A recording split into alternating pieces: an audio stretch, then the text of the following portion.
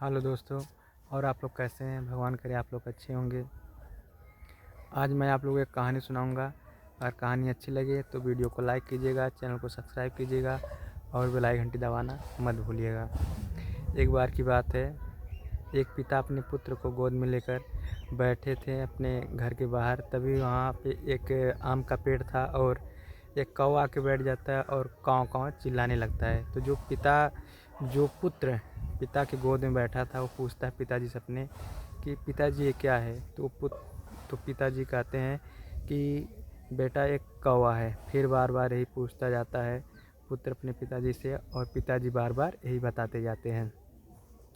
कुछ वर्ष बीत जाते हैं। जो पुत्र रहता है वो नौजवान हो जाता है। उसकी शादी भी हो जाती है। पिताजी उसके शादी कर देते हैं। तो ऐसे ही घर पे एक दिन कोई उनके पुत्र से मिलने आता है। तो पिताजी पूछते हैं अपने पुत्र से कि द्वार पे कौन आया है। तो जो पुत्र आता है वो बताता है। फिर कुछ देर के बाद फिर पिताजी यही पूछते हैं अपने पुत्र से बेटा कौन आया है।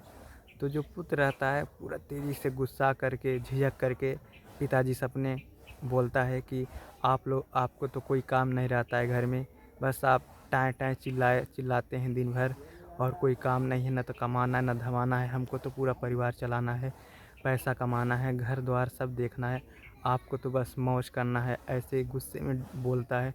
तो पिताजी सिर पे हाथ रख के धीरे धीरे की आवाज़ में सिसकते हुए बोलते हैं, पुत्र तुम याद करो जब तुम छोटे थे हमारी गोद में बैठे थे और एक कौवा चिल्ला रहा था काँव काँव और तुम बार बार पूछ रहे थे पिताजी ये क्या है। तो तब तो हमने नहीं तुमको गुस्सा करके या डांट करके बोले, तुम जितनी बार पूछे हम उतनी बार बताते गए।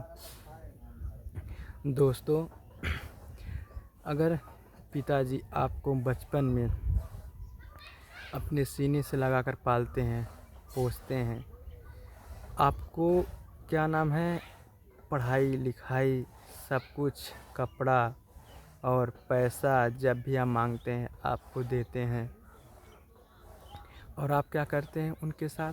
जब वही पिता बूढ़े हो जाते हैं, अब नौजवान हो जाते हैं, तो आप क्या करते हैं?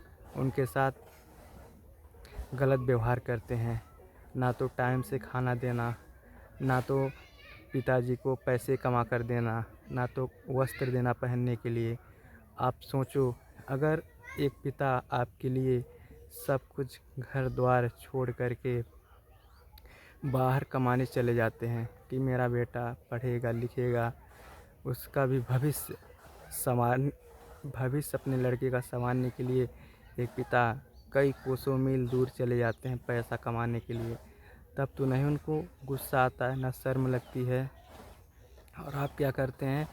जब वही पिताजी बूढ़े हो जाते हैं तो आपको बहुत तेज़ी से गुस्सा लगता है। दोस्तों, आप लोगों को ऐसा नहीं करना चाहिए। आजकल के सबके घर में यही नियम चल रहा है कि जब पिताजी बूढ़े हो जाते हैं, माँ बूढ़ी हो जाती है, तो सब लोग यही काम करते हैं। और ये तो सच है कि एक औरत जो है घर को बसा भी सकती है, घर को उजाड़ भी सकती है।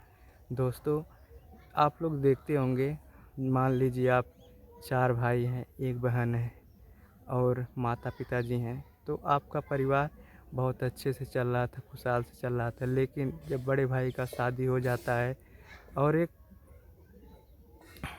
औरत घर में आ जाती है, तो धीरे धीरे आपके घर में फुटमत बढ़ने लगेगा, भाइयों में बोल चाल नहीं रहेगा, परिवार बिखर जाएगा, परिवार में कलेश हो जाएगा। दोस्तों, एक औरत अगर चाहे तो बहुत कुछ कर सकती है, बहुत कुछ करवा भी सकती है। औरत ऐसी चीज़ है दोस्तों, लेकिन औरतों का बात नहीं मानना चाहिए। अपने परिवार को छोड़कर नहीं जाना चाहिए कहीं पे। अपना ही परिवार ऐसा परिवार है कि हर एक कष्टों का निवारण परिवार ही है। अगर आप दुख में हैं तो ये कहो कि आपका हित दोस्त या गांव वाले साथ दे, तो कभी साथ नहीं देंगे। आपका परिवार ही आपका सब कुछ है, साथ भी देंगे, लड़ेंगे भी। तो आपको अपने परिवार को नहीं छोड़ना चाहिए। सही है, थोड़ा बहुत गलती सबका रहता है घर में, लेकिन उसको आपस में समझना चाहिए। उसको दोस्तों ये नहीं है कि समझ ना करके लड़ाई झगड़ा करें और दूसरे की बातें सुनकर घर में बिखराव करे। अगर वही जो औरत शादी करके आई रहती है घर में, अगर वो अपनी माँ की तरह यहाँ की जो उसकी सास रहती है उसको माँ समझे तो घर में कभी झगड़ा नहीं होगा। अगर वही सास जो उनकी बहू रहती है उसको अपनी बेटी समझे तो कभी झगड़ा लड़ाई नहीं होगा। यही सब दिक्कतें आज की समाज में है जो वर्तमान में चल रहा है। दोस्तों, इस कहानी में हम यही बताए हैं। अगर कहानी अच्छी लगेगी तो वीडियो को ज़्यादा से ज़्यादा शेयर कीजिएगा दोस्तों को अपने पास। और अपने आप में ये जो वीडियो में हम आप लोगों को बताए हैं, अपने आप में अगर इस बात को उतारोगे तो ज़िंदगी सफल हो जाएगी। दोस्तों, माता पिता को कभी नहीं छोड़ना चाहिए, अपने परिवार को कभी नहीं छोड़ना चाहिए।